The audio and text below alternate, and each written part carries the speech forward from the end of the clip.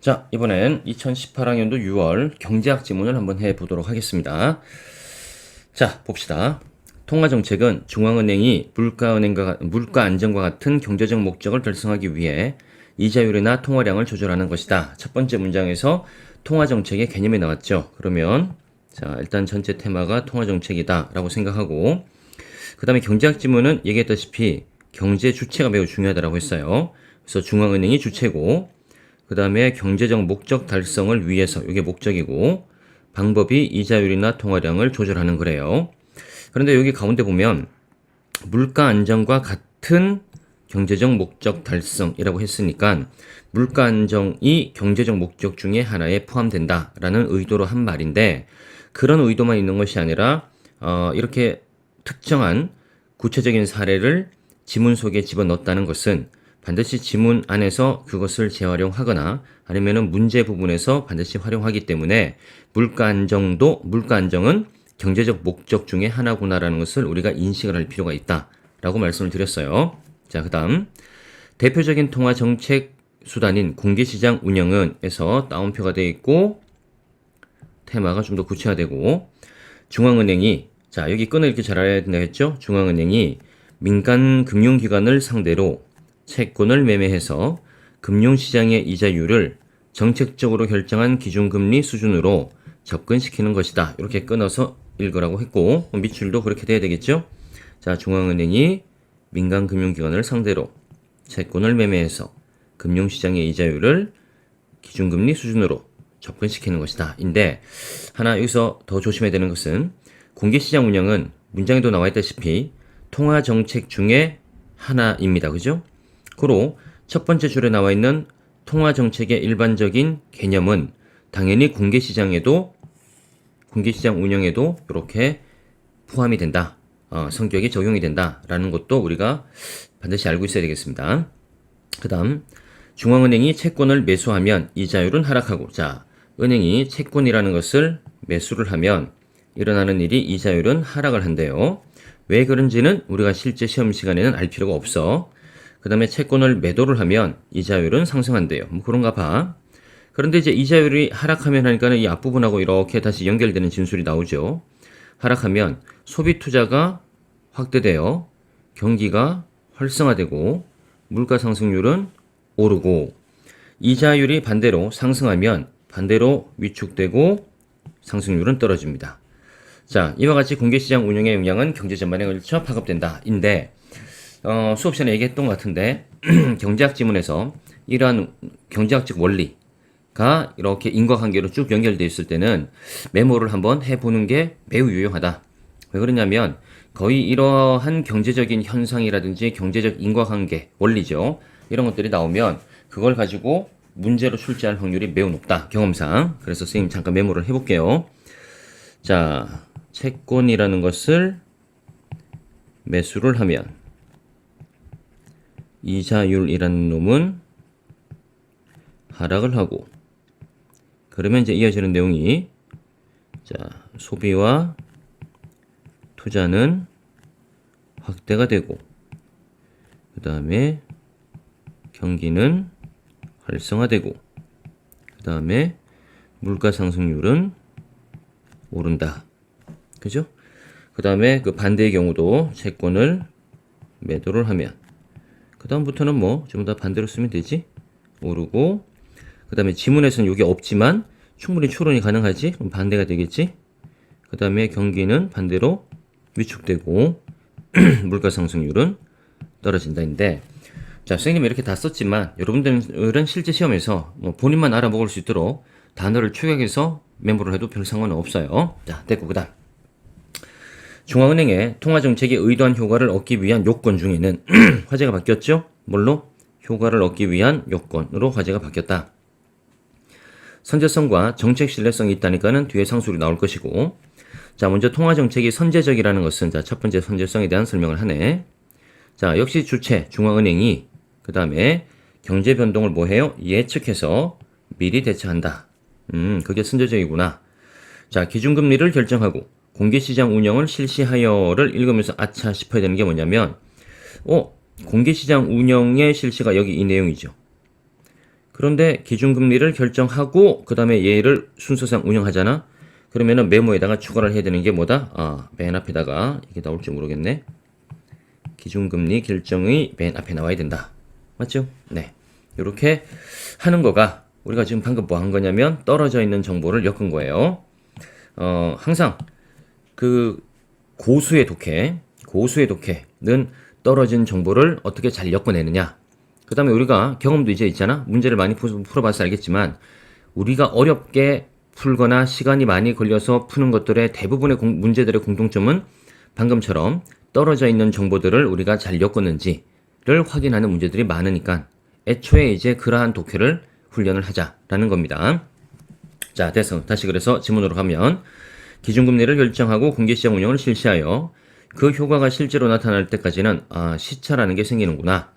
얘를 전문용어로 정책 외부 시차라 한다. 때문에 선제성이 문제가 된다. 시간이 걸린다는 얘기죠. 예를 들어서 자 이제 사례니까는 뭐 한다?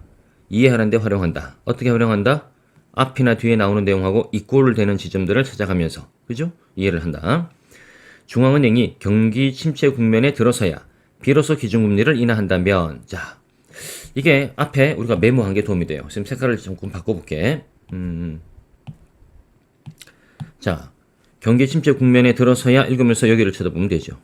그죠? 그 다음에 기준금리를 인하한대요. 기준금리 여기를 쳐다보면 되고 기준금리를 내린대. 그런데 이때도 우리가 하나 생각해야 되는 게 있지. 뭐냐면 봐봐요. 자 1달러 다시 보세요. 1달러의 공개시장 운영에 대한 개념 설명 중에서 자 둘째 줄 봅니다. 채권 매매를 해서 금융시장의 이자율을 어디에다가 기준금리 수준으로 뭐 시켜요? 접근시키는 게 공개시장 운영이랬지, 그지? 그러면 자 다시 밑에 메모한 거 기준금리를 이렇게 인하를 한대. 그러면은 자 여기 두 번째 라인에 보면은 이자율이 있는데 이 이자율이 1달러에 말했던 금융시장의 이자율이겠지. 그럼 이거 두 개가 서로 비슷해져야 되는 거잖아, 그지? 그러면은 두 개의 라인 중에 어디를 봐야 된다? 위의 라인을 봐야 된다는 얘기야. 이해돼요? 네. 그러한 관계를 생각을 하면서 우리가 보자라는 얘기입니다. 그래서 자 다시 지문을 보면 자 경기 침체 국면에 들었을 때야 비로소 기준금리를 인하를 한대요. 인하를 하면 정책 외부 시차로 인해 이게 생긴다고 바로 앞에 나왔지. 경제가 스스로 침체 국면을 벗어난 다음에야 정책 효과를 발현할 수도 있대요. 그러면은 자 위에 메모한 거 봐. 위에 라인에서 기준금리를 인하하면 쭉 위에 라인을 따라갔을 때 나타날 수 있는 이 정책 효과가 경기와 관련된 것은 경기가 활성화되는 거지, 그지? 그런데 다시 지문 보면 경제가 스스로 침체 국면을 벗어난 다음에 정책 효과가 발현된대. 그러니까 이미 경제는 스스로 침체 국면을 벗어났어. 그런데 여기서 말하는 정책 효과가 바로 뭐다? 이거잖아. 경기가 활성화되는 거지. 그러니까는 뒤에 봐. 이 경우 경기 과열과 같은 부작용이 생길 수 있다는 거야. 왜? 가만 냅둬도 벗어났는데 거기다가 정책 효과 즉 경기 활성화가 또 더해지니까는 경기가 자연스럽게 벗어나는 게 아니라 뭐가 된다? 과열이 된다. 호로 자 선생님이 지금 뭘 설명하려고 하냐면 이렇게 메모가 되어 있으면 그죠? 지문에 나오는 내용들을 이해하는 데 활용할 수도 있고 또 다르게 말하면 모든 수능 지문은 지문에 있는 정보로만으로도 모든 지문의 내용을 이해할 수가 있다 라는 것을 우리가 한 번 더 상기를 하자는 겁니다. 알겠어요? 네. 자 따라서 중앙은행은 통화정책을 선제적으로 운영하는 것이 바람직하다. 됐죠? 그 다음 또 하나니까는 대등한 내용을 하나 첨가하겠네. 통화정책은 민간의 신뢰가 없이는 성공을 거둘 수 없어요. 따라서 중앙은행은 정책 신뢰성이라는 단어가 두 번째 화제라는 거 우리가 확인했지. 이 손상되지 않게 유의를 해야 된다. 그런데 어떻게 통화정책이 민간의 신뢰를 얻을 수 있는지에 대해서는 견해 차이가 있다니까는 이제 요 차이를 설명하겠구나. 그리고 화제는 뭐다? 어떻게 민간의 신뢰를 얻을 수 있는지에 대해서. 자, 경제학자 프리드먼. 자, 관점이 나오면은 이렇게 표시를 좀 진하게 하세요. 자, 프리드먼은 중앙은행이 특정한 정책 목표나 운용 방식을 준칙으로 삼아서 민간에 약속을 하고 어떤 상황에서도 이를 지키는 것을 준칙주의라 하고 얘를 주장하는 사람입니다. 그래서 포인트는 뭐죠? 어떤 상황에서도 지킨다. 또 가령 또 예시가 나오네. 자, 이것도 한번 해볼까 우리? 자, 가령 중앙은행이 물가 상승률 목표치를 민간에 약속을 해요. 민간이 이 약속을 신뢰를 하면 물가 불안 심리가 진정이 되긴 된대요. 그런데 자, 여기서부터 봐. 물가가 일단 안정되고 나면이라고 했잖아. 그럼 위에 메모한 걸 볼까? 얘들아. 물가가 안정된 것은 자, 맨 끝에 물가가 이렇게 올라가는 모습을 취하는 걸까? 물가가 이렇게 내려가는 걸 취하는 걸까? 당연히 물가가의 안정은 물가가 떨어지는 거예요. 이렇게. 그지? 그럼 이제 여기를 쳐다보면 되겠지? 쳐다보고 자, 중앙은행으로서는 이제 경기를 부양하는 것도 고려해 볼 수 있대요. 왜 경기를 부양하는 것을 고려하느냐? 자, 다시 메모를 봐요. 물가 안정은 물가가 이렇게 떨어지는 건데 이 라인을 아래쪽 라인을 보니까는 왼쪽에 바로 뭐가 있어? 경기가 위축돼 있지, 그지? 그렇기 때문에 무슨 생각을 한다? 경기를 부양하는 것을 생각한다. 아, 논리적으로 설명이 된다, 그지? 이런 식으로 역시 얘도 메모를 통해서 내용 이해가 됩니다. 문제는 민간이 이 비일관성을 인지하면 자, 일관되지 않는 거 중앙은행에 대한 신뢰가 훼손된다는 점이다. 준칙주의자들은 이런 경우에 중앙은행이 애초 약속을 일관되게 지키는 것이 바람직하다고 주장한다. 나왔던 내용입니다. 그죠? 자, 그다음. 그러나 민간이 사후적인 결과만으로는 중앙은행이 준칙을 지키려 했는지 판단하기 어렵고, 자, 이런 문제가 있다는 거고, 중앙은행의 준칙을 지킬 것을 강제할 수도 없다. 이런 문제가 있다는 거네. 그래서 준칙주의와 대비되는 관점, 재량주의에서는 경제 여건 변화에 따른 신축적인 정책 대응을 지지한다. 이게 포인트죠? 경제 여건 변화에 따라서 신축적으로 대응하라. 는 것을 지지하며 준칙주의의 엄격한 실천은 현실적으로 어렵다라고 본다.